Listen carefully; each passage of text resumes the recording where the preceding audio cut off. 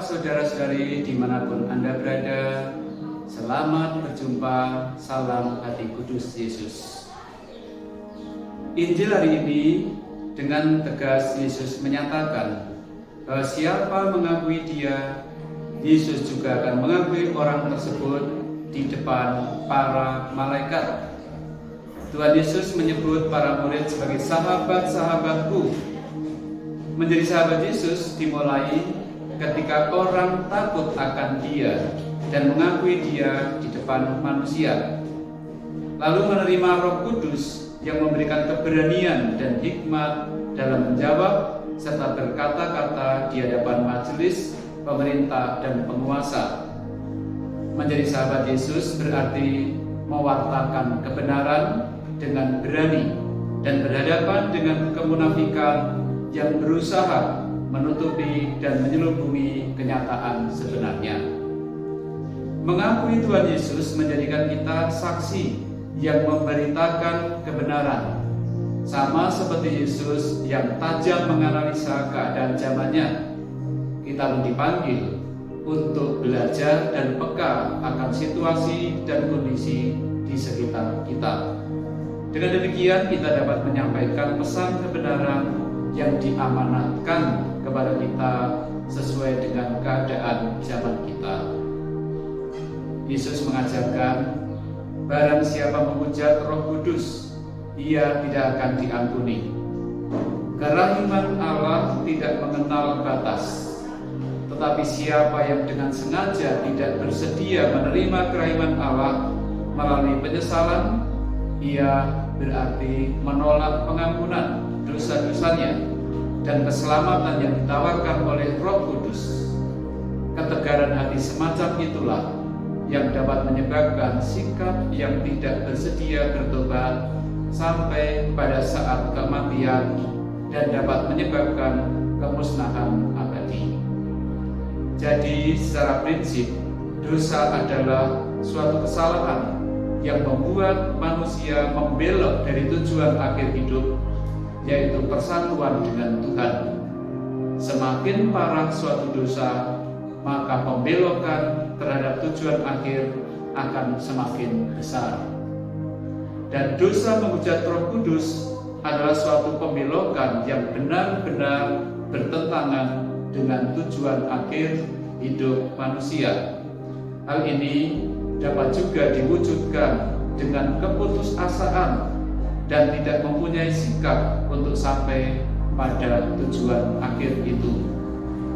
Perwujudan dari dosa ini adalah keputusasaan karena meragukan kasih Allah dan juga anggapan yang salah tentang keadaan Allah. Dua hal ini adalah akibat dari kesalahan menilai hakikat Allah. Keputusasaan melawan kebijaksanaan ilahi, harapan, di mana harapan ini diperlukan untuk percaya akan janji Allah, percaya tentang kehidupan kekal di surga. Keputusasaan sebenarnya memberikan tuduhan yang tidak benar akan Allah yang sebenarnya. Maka pengampunan dan maha kasihan Allah menjadi penting di sini. Dengan demikian, seseorang yang putus asa akan menganggap dosanya lebih besar dari kasih Allah. Oleh karena itu, orang ini dapat melakukan apa saja yang melawan Allah dengan anggapan bahwa ia tidak mungkin mendapatkan kasih Allah. Di sini, di sisi yang lain, anggapan yang salah tentang keadilan Allah adalah dosa melawan Roh Kudus yang bertolak belakang dengan dosa dan keputusasaan. Percayakan janji Allah tentang surga, namun menyalahi Allah yang sebenarnya maha adil, sehingga orang kemudian berpikir dapat mencapai surga dengan caranya sendiri tanpa mempedulikan bahwa Allah mengendaki pertobatan, bahwa ada konsekuensi dari dosa, kesalahan yang dibuat olehnya. Orang yang semacam itu menempatkan anggapan sendiri lebih tinggi daripada hukum Tuhan. Dia juga berpikir bahwa dia dapat terlepas dari hukuman Tuhan walaupun dia berdosa. Oleh karena itu, pertobatan yang membawa kepada kehidupan kekal menjadi sesuatu yang sulit sekali dilakukan, sebab orang semacam itu tidak mampu melihat bahwa pertobatan yang ada itu diperlukan. Dan akhirnya orang ini dapat terjebak untuk tidak mengakui adanya hukum moral dan kebenaran yang bersumber dari Allah sendiri. Oleh karena itu, orang ini sulit diselamatkan karena sebenarnya dia menolak kebenaran, yang berarti menolak Tuhan, sumber dari kebenaran atau kebenaran itu sendiri. Ibu bapak, saudara-saudari, Roh Kudus bekerja menyertai kita.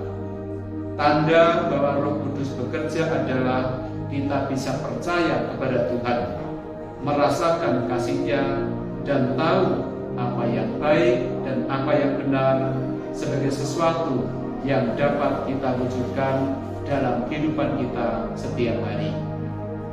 Tentang Roh Kudus yang dijanjikan, Yesus berkata begini, "Dan kalau Ia datang, Ia akan menginsafkan dunia akan dosa, kebenaran, dan penghakiman."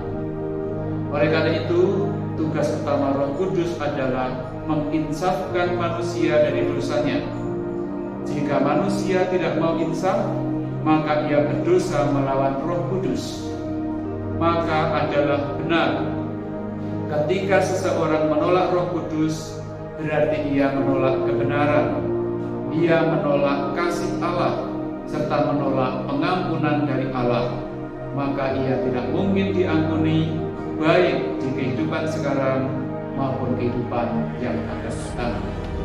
Semoga kita sekalian tetap setia akan jalan hidup yang Tuhan tentukan bagi kita menjadi anak-anak Allah. Tuhan memberkati kita sekalian.